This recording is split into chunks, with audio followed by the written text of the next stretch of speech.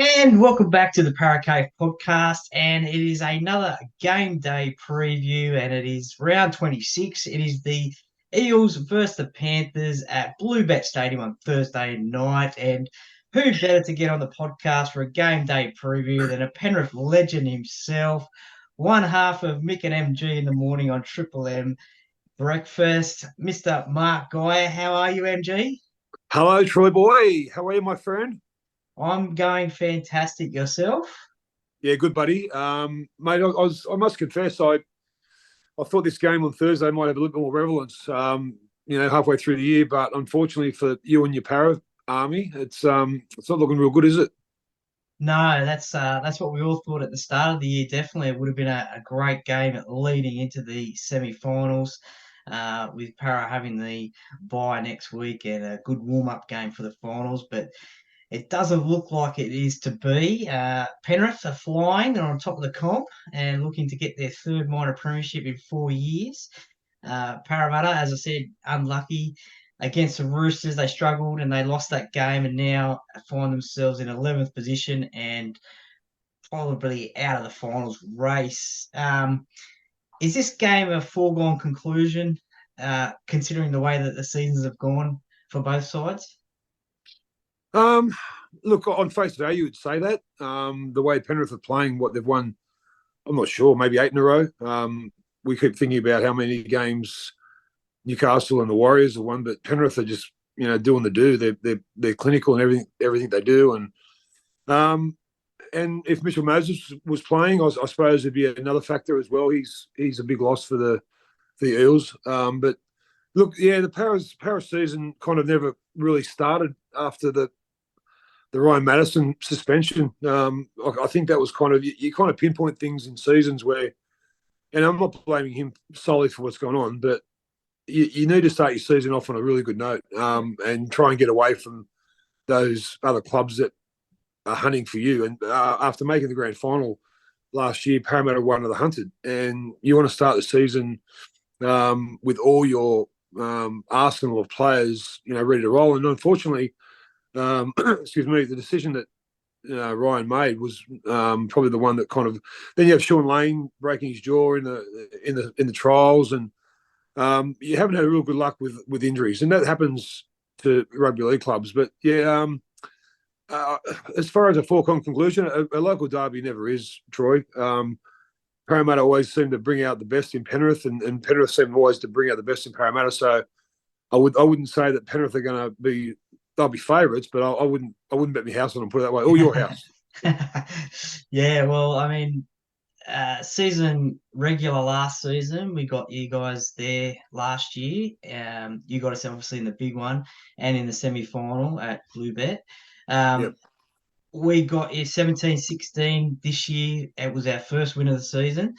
Mitchell Moses' field goal got us over the line there after a great field goal, for a 2 point field goal from Nathan Cleary. What a That game! even, Yeah. yeah, that evened up the scores. And so we've actually had a pretty good rivalry since 1998. I think we've played 50 times. Panthers have got 26, we've got 24. So Wow. both teams are very close. So obviously this season it's not too close. But as you said, local derbies can bring out anything. Especially when we're so close to each other. There was. I know that a lot of people ask me about my playing career, about the rivalry with Parramatta. Well, there was none because we're going through different transitions. I mean, the '80s were all Parramatta. We played our first semi-final in '85. Parramatta had already won three comps by then: '81, '82, '83, and so we're the little brother to Parramatta back in the '80s, and then the '90s it all changed. The Panthers took the big brother label, but they're good stats. 50 games, 26, 24. That's pretty close for a two-team, rivalry like we have. I've been impressed with a lot of things this year with Para. I think Jermaine Hopgood's been a fantastic signing. Yeah. It's always good to look in retrospect, and a lot of people have done that with Parramatta about who they've lost. But Nirakora was a big loss, and Papali'i a big loss. But when you're winning and making grand finals, then players want more money. So you've got to it's the salary cap, which wasn't around when Parramatta won 81, 82, 83. It's got to be adhered to, and unfortunately, you're going to lose a couple of players, and the money that the Warriors paid for Niokora, Parramatta, or I don't think any other club would have paid that for him. So you're going to have ups and downs along the way, but the young Brendan Hands, I think, has been a find for you guys as well. Gutho keeps doing his thing. He tries his guts out every week, and a couple of suspensions to RCG and Mega Sivo and Dylan Brown hasn't helped your campaign. These things.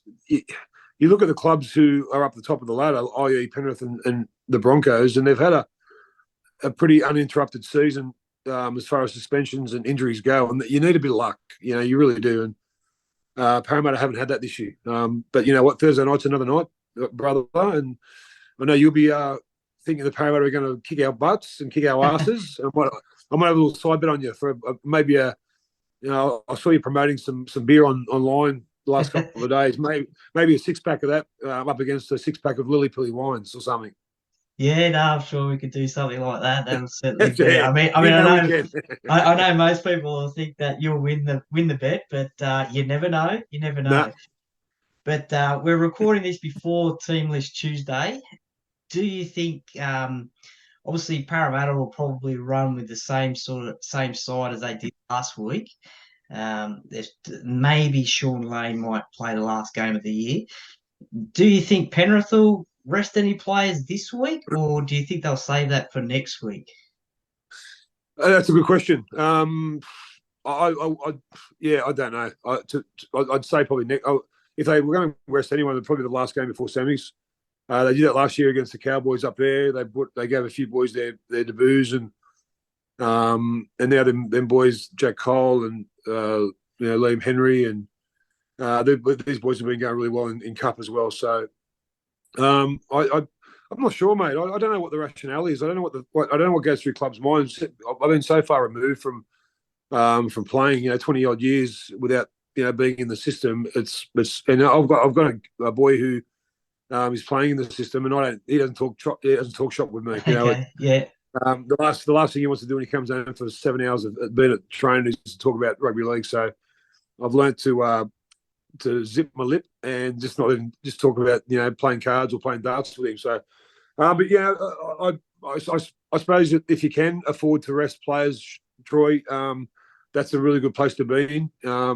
Coming into they say that the competition is divided into two competitions, and I believe that the competition proper is a definite competition where you're trying to aspire to be as high as you can. But then the finals come around, and it's another competition unto itself. It's arduous. It's for 4 teams. It's a knockout. It's a knockout scenario. And if you finish in the top 4, you get a second bite of the cherry. So all these things are going to come into the calculations about why clubs will rest someone or whether. But to answer your question, I don't think it'll be this week. If they did, I think they'll probably play their strongest team against Para. And if they were going to arrest anyone to be the last game of the season at home against the Cowboys, I would imagine. That's me hypothesising. And then if they do that next week, like just quickly jump into next week, do you think Mav will get a start next week if they do rest players? Oh, you know what? I don't know. He's played 26 games of Cup this year. He's had a fantastic season for the standard of footy that you got to be at if you want to be at Penrith.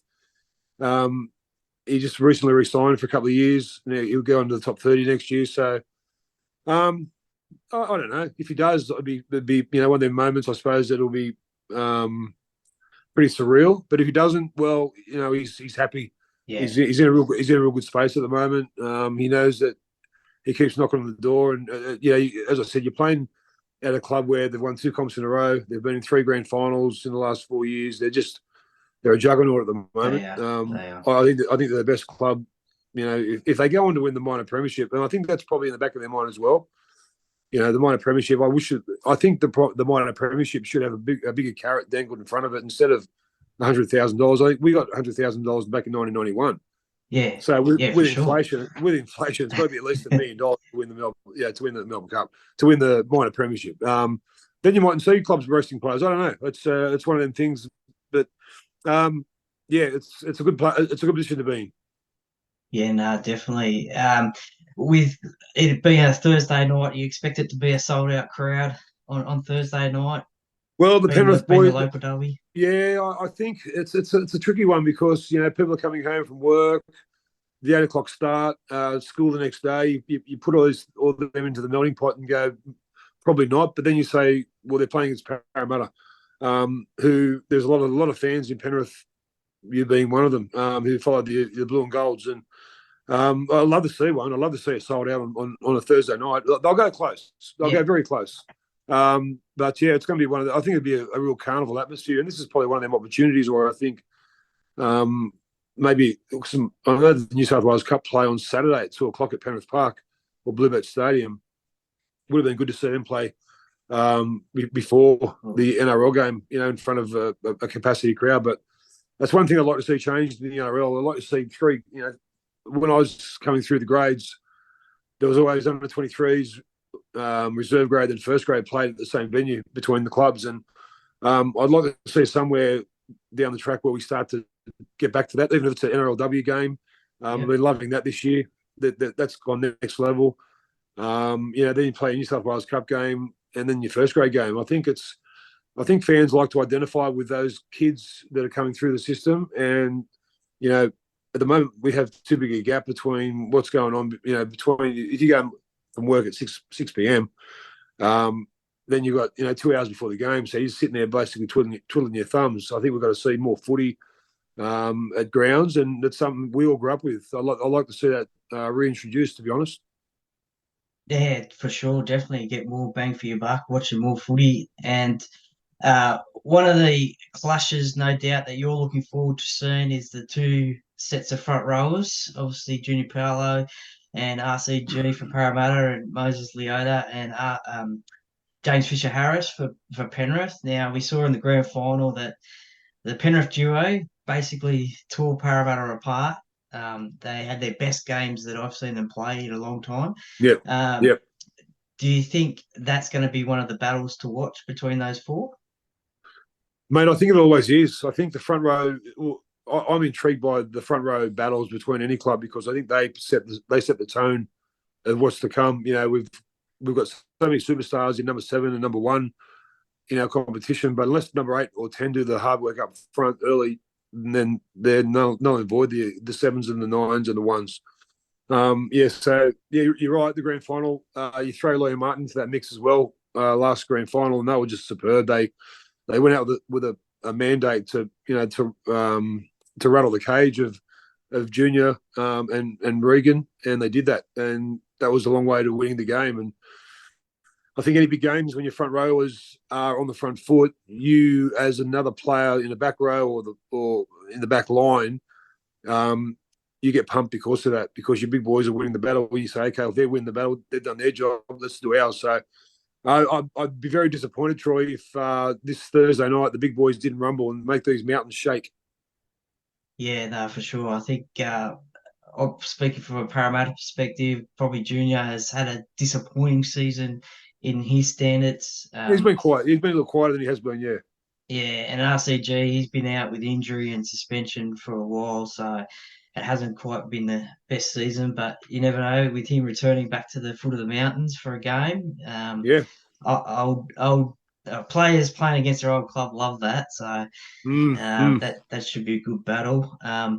Obviously, Parramatta know to look for. They've got to shut down Nathan Cleary's kicking game. Um, I think in that semi-final last year, he had too much time on his hands to put the kicks in, so there was not enough kick pressure. Yep.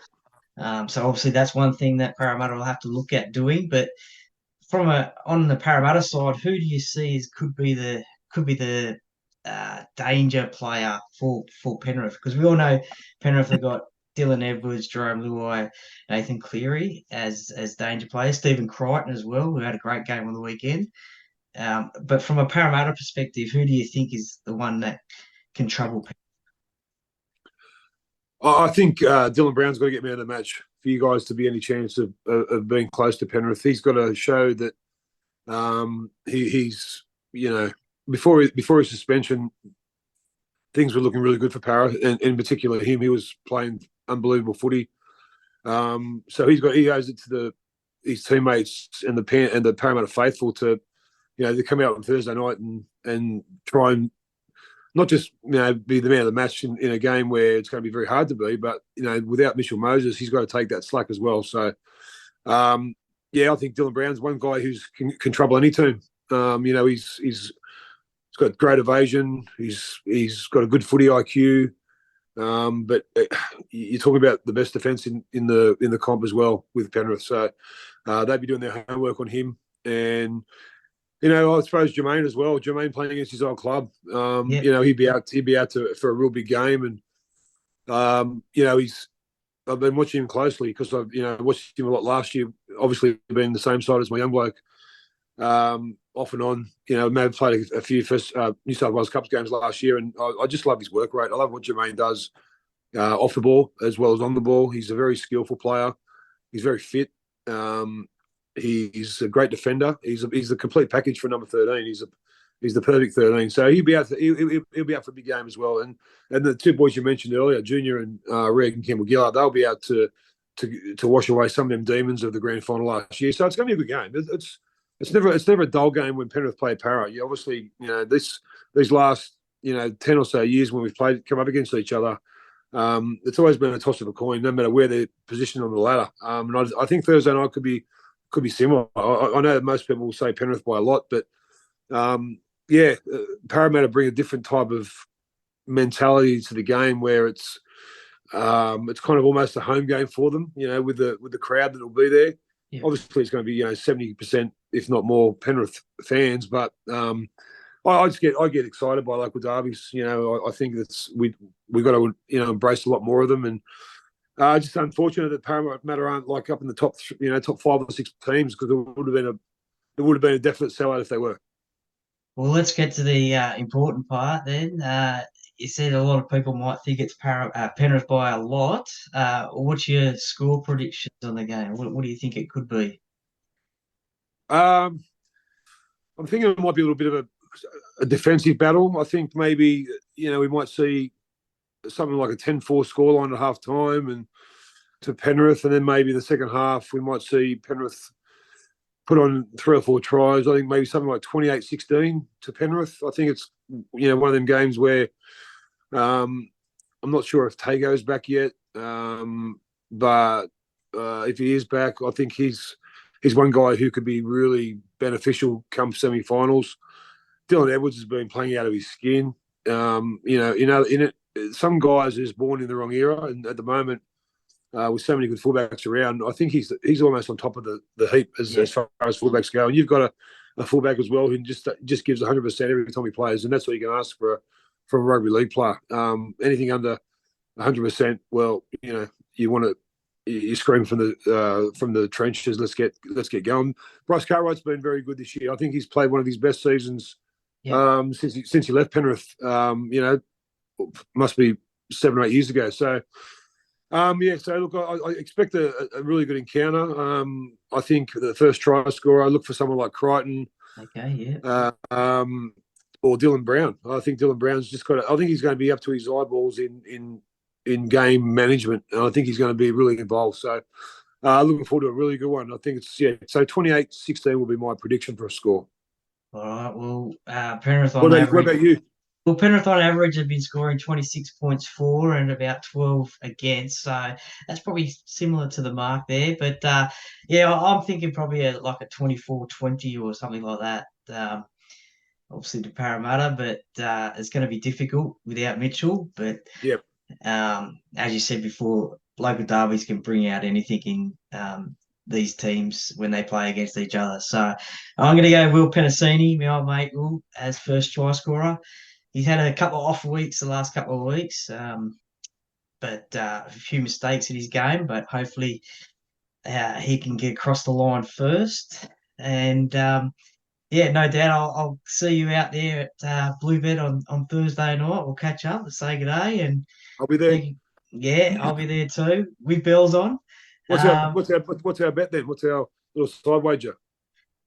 Is there a start involved? I'll give you 4.5. 4.5. All right. Well, as you said, a six pack of um. Well, you're a Tooheys man, aren't you? Mate, I'm a wine boy these days. I'm a connoisseur of wine. Okay. Yeah. Well, I don't care. I'll get a six pack, and I'll give you a couple of bottles of Louis Pilly the other way around. All right. You're on 4.5 starting para. Sounds good. Okay, Well, MG, thank you very much for joining me on the Parrot Cave podcast today. And hopefully, in a couple of weeks' time, we can sit down and have another full length chat about your career and what you're up to now. The fans would love that. And as I said, thanks for joining me, and I'll see you on Thursday night.